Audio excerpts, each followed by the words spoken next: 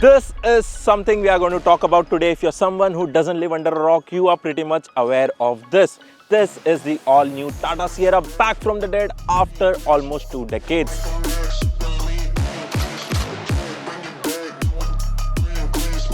This video is going to be different. It is not about its exterior, interior, dimension, no, nothing like that. This video is about you because we are going to answer all the questions that we have received from you in detail after driving it extensively in Chandigarh. My name is Haji and you are watching CarWale. So let's go.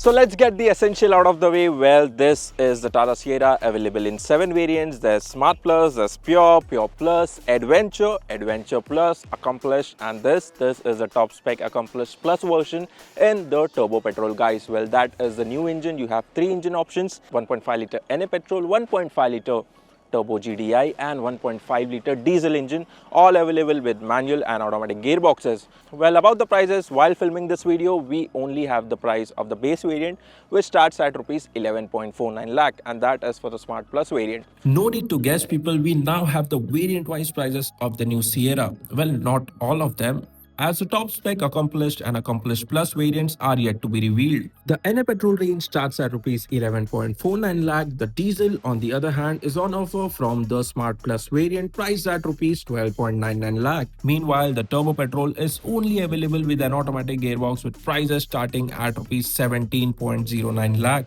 For those wondering, the most affordable automatic Sierra is the 1.5 litre NA petrol with DCA in the pure variant, priced at just rupees 14.49 lakh.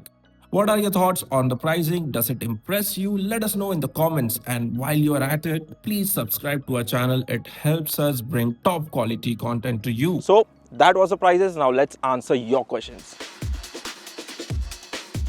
So first question, what is the base variant, what are the prices, and is it value for money?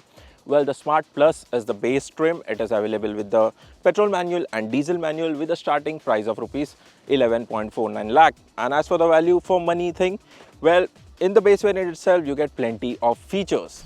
LED headlamps, LED DRLs, disc brakes for all the wheels, but sadly no alloy wheels in the base variant. Electrically adjustable ORVMs and come here. You also have turn indicators on the wing mirrors. Then we have flush fitting door handles as standard across the range, along with 6 airbags. And guess what? You also have electronic parking brake with auto hold from the base variant itself. Then on the inside, then of course you won't get a 3-screen dashboard, but there's a digital instrument panel from the base variant, along with tilt and telescopic steering wheel, sliding armrest with underneath storage. Then at the back, here you have rear AC vents, sunshades, that too standard from the base variant itself, and the spacious cabin. Question number 2, how is the overall fit and finish? Well, this is by far the most premium Tata you can buy in India right now. You have very different use of material. There's soft touch material here, you have sound bar. The plastic quality is very nice, very upmarket, and overall wherever you touch, everything is soft and opulent. Fit and finish wise, I haven't got any issues so far. There's no panel gaps whatsoever on the outside or on the inside, and I think everything is pretty much put together very nicely, making the Sierra probably again as one of the best Tata ever. Question number 3, how are the features and tech on offer? Well, this Tata Sierra is loaded with features. You get triple screen layout, there's a JBL sound bar in the middle, there's dual zone climate control, digital instrument panel, auto dimming IRVM, a large panoramic sunroof, and you have a wireless charger right underneath your arm. There's Type-C charging port and ADAS on offer, 360-degree camera on offer. I think it is quite loaded for what it is. Then there's more. There's powered driver's seat with extendable thigh support, memory function, ventilation, and also welcome feature. Then there's this console which looks like a mouse, and in fact it works like a mouse for the ORVM controls. Also you have this cute knob here for terrain mode selection, auto hold button, and even powered tailgate with push start stop button right here. Question number 4, how's the space and comfort? Well, I'm at the driver's seat. It is adjusted to my position and it is quite comfortable. It holds you properly in the place. The headrest has this winged effect, so you get pretty comfortable here. And about ergonomics, well, this is again a very sorted car. You have plenty of storage space here. You get cup holders finally, which are accessible in Tata car. And other than that, at least for the front passengers, in fact both the co-driver and driver, it is quite comfortable. Now let's hop in the back and see how it is at the rear. At the back you get proper living room experience. This seat is adjusted to my position, driving position, and I have plenty of room here, enough place to slide my legs. There's plenty of knee room, decent enough headroom, a large panoramic sunroof that opens up the cabin with an airy feel. Apart from that, you have boss mode for the seat. Then the overall visibility, the window area is nice. There's large quarter glasses, so I don't think anybody will feel claustrophobic here. And you get 3 headrests for all the passengers, 3-point seat belt for all the passengers. You also have isofix mounts if you want to anchor a child seat here. Question number 5, how's the music system? Well, of course you have 3-screen layout and the music experience is also very premium. You have JBL speakers and a sound bar here. Overall there's 12 speakers in the cabin, and let's hear how they are.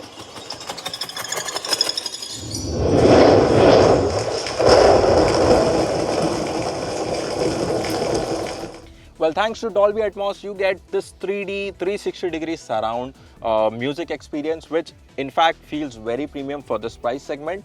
And overall, the music system is really nice. You are going to enjoy listening to music in the new Sierra. Question number 6, how is the boot space? What is the storage capacity? Well, first of all, you get power tailgate with gesture control. As you can see, this has a storage capacity of 622 liters. We have stored plenty of bags here. There's more space for more bags. So yeah, overall the space is good. The loading lip is slightly high, so you have to take care of that. Other than that, it's quite deep, quite wide, so you can store huge bags inside. Question number 7, where is the spare wheel? Of course it is not inside, and as you can see, it is not here on the tailgate like the previous gen Sierra, but it is mounted underneath. Question number 8, what is the 0 to 100 speed of the new Sierra? Well, this is a turbo petrol engine 1.5 liter with an automatic gearbox. So let's see how quick is the Tata Sierra from 0 to 100.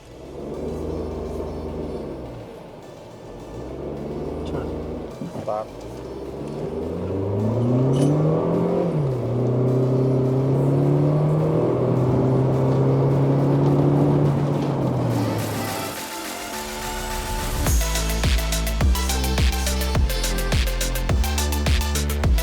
So those were all the cool bits and questions. Now it's time to answer some serious questions. Question number 9, question number 10 and question number 11. How's the NVH levels? How's the refinement? And most importantly, how's the ride quality? Well, this one is the new 1.5 liter turbo petrol Hyperion engine. So we are quite familiar with it and it is quite predictable. First, the NVH levels, well, this being a turbo petrol, it is slightly noisier than the NA petrol, of course, but you can't hear much inside. The NVH are pretty contained. The road noise rather is very well balanced. You barely hear anything except if you're doing beyond 100, then definitely there's lots of wind noise and tire noise filtering inside the cabin. Other than that, the cabin is rather quiet and composed, so that's a good thing. About the ride quality itself, the car feels very natural to drive. It doesn't feel massive, even though it on paper is bigger than the Creta. It doesn't feel massive or unmanageable at any given point of time. The ride quality, the suspensions are tuned very nicely, and Tata does suspension pretty good. In past as well, you have seen with the Nexon, starting from the Nexon itself, the ride quality has been amazing and probably best in the segment. So I personally feel this is a very good car in sense of drivability. And about visibility, well, being a Sierra, it is a glass house, and of course you have plenty of window area to look around, and you won't feel that you are pretty much contained in the cabin.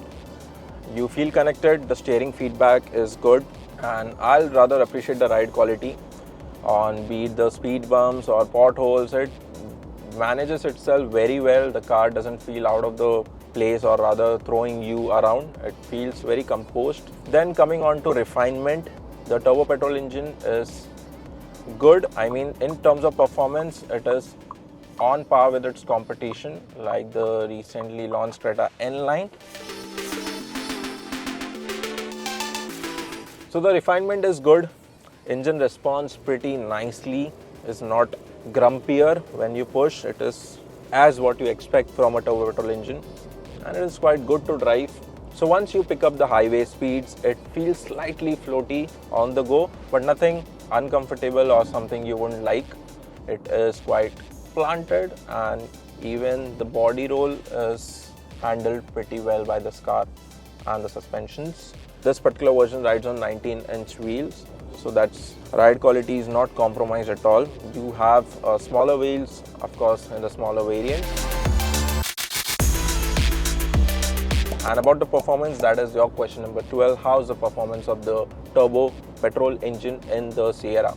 This particular, the 1.5 liter Hyperion turbo petrol engine, and it produces 158 bhp and around 250 Newton meters of torque, paired with a 6-speed torque converter automatic gearbox. Overall, this combination is good. It suits the car's performance.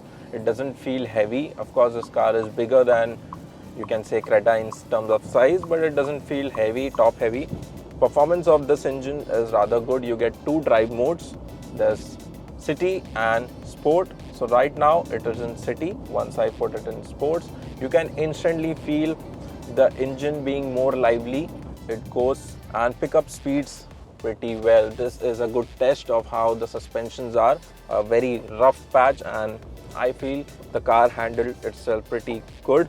Nothing crashing, nothing spoiling your mood in terms of suspensions. Everything is being handled pretty much under your seat.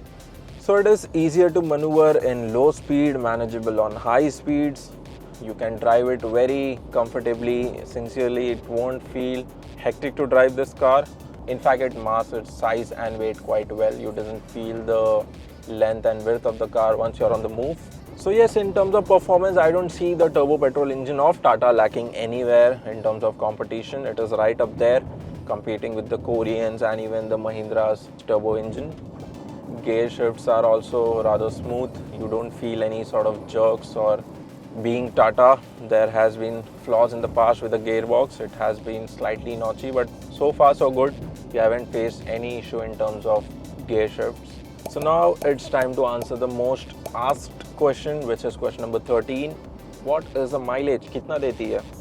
Well, this turbo petrol engine is efficient for what it is. Now we have driven it for 100 odd kilometers, and so far the mileage is looking quite promising. Now do consider that we do a lot of static shots, tracking shots, so engine is either revving very high or it is standing idle with engine running. So currently the mileage MID indicated is roughly around between 11 to 13. Now it can be better, of course. In city you can expect 13 to 14, and on highway it is going to perform really good. So expect somewhere around 18ish on the highway, if not more. If you drive it very carefully and in a very decent manner, you can achieve much higher number. So that is the mileage question, the most asked question being answered.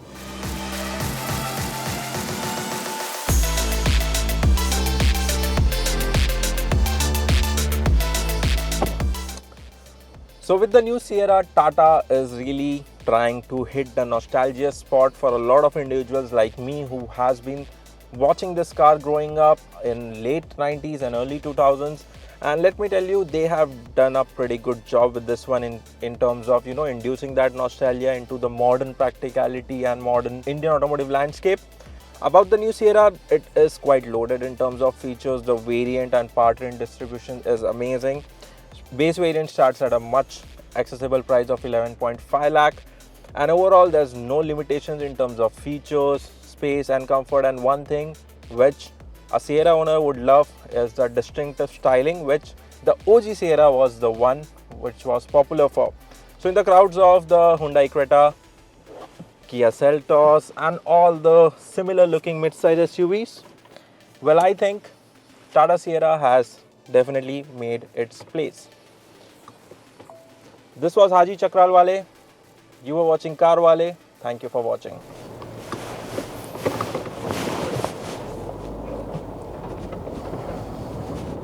Excuse me, sir. Can you just pause this? Excuse me.